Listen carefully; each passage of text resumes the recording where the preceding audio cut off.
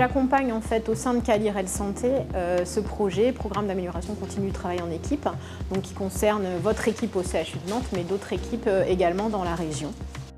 Alors, la matrice de maturité, c'est un temps de rencontre d'une équipe qui est engagée dans le programme d'amélioration continue du travail en équipe.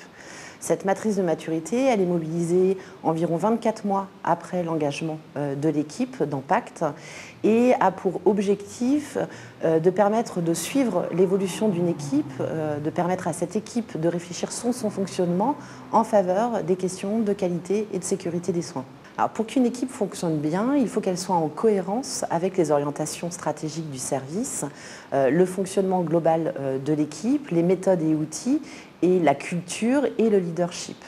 Donc la matrice de maturité, elle va questionner ces éléments au travers de 4 dimensions. La stratégie, la structure, la technique et la culture. L'axe technique, c'est tout ce qui va être méthode et outils formation. Donc qu'est-ce que vous avez comme méthode et outils pour le travail collaboratif? Et l'objectif de la matrice de maturité, c'est de positionner l'équipe sur différents niveaux à partir de 2 à 3 cas d'événements indésirables associés aux soins.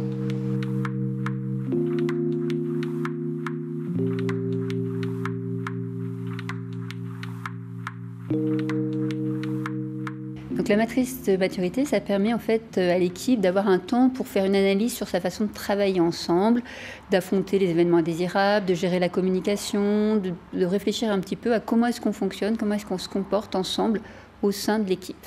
Ça permet de faire une synthèse et de retourner un petit peu sur l'analyse de la sécurité en sortant un petit peu du chemin technique de la césarienne pour retourner un petit peu sur globalement le fonctionnement de l'équipe et comment l'équipe essaye d'avoir une sécurité la meilleure possible au travail.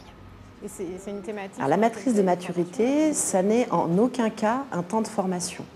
Ce qu'il faut comprendre, c'est que l'animation de cette séance, elle se veut très dynamique au regard des échanges et de ce que l'équipe va pouvoir apporter dans le contenu des échanges. La séance de matrice de maturité, elle est organisée autour de 3 grands temps. Le premier temps, c'est l'introduction. Donc après un tour de table rapide, l'animateur va rappeler l'engagement de l'équipe dans Pacte et puis les règles de fonctionnement de cette séance.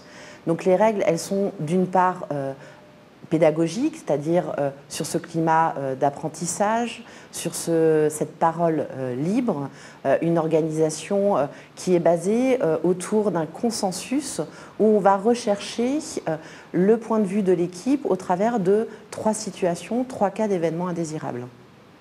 On va rechercher un consensus global à la fin de la séance, mais derrière, vous questionnez sur finalement qu'est-ce qu'on doit poursuivre, qu'est-ce qu'on doit développer par rapport au plan d'action Pacte qui existe déjà. Le deuxième temps, c'est l'animation à proprement dit et la recherche de consensus. Donc il est bien important de rappeler que la présentation des cas ne doit aboutir à une analyse de cause de l'événement, mais bien s'intéresser globalement à la façon dont l'équipe a géré l'événement pendant l'événement, mais aussi la gestion post-événement.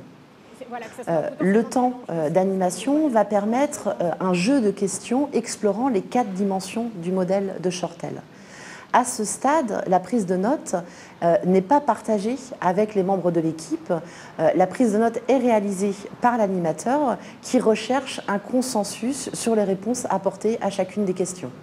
Au bout des échanges d'environ 10-15 minutes, l'animateur va clore les débats en recherchant le consensus au sein des membres de l'équipe. Et à ce stade, une synthèse va être réalisée auprès de l'équipe sur les propos, les verbatims qui sont utilisés par les membres de l'équipe.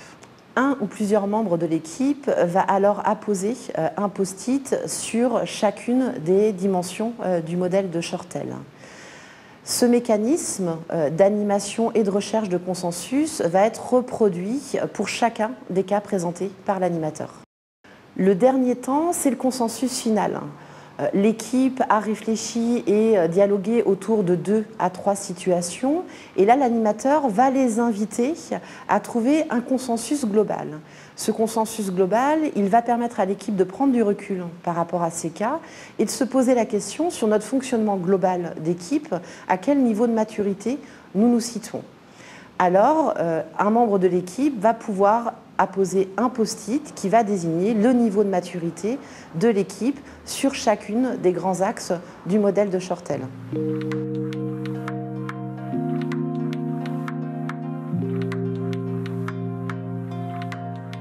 Pour clôturer la séance, l'animateur va questionner l'équipe sur ce qu'elle retient de cette séance, sur ce qu'elle retient de son niveau de maturité et puis surtout comment elle voit la suite.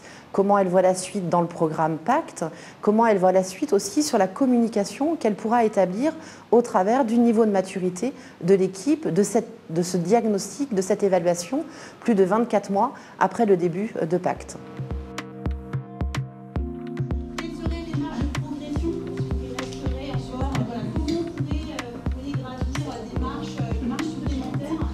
Ça va dans le sens de la formation aussi, des limites en formation.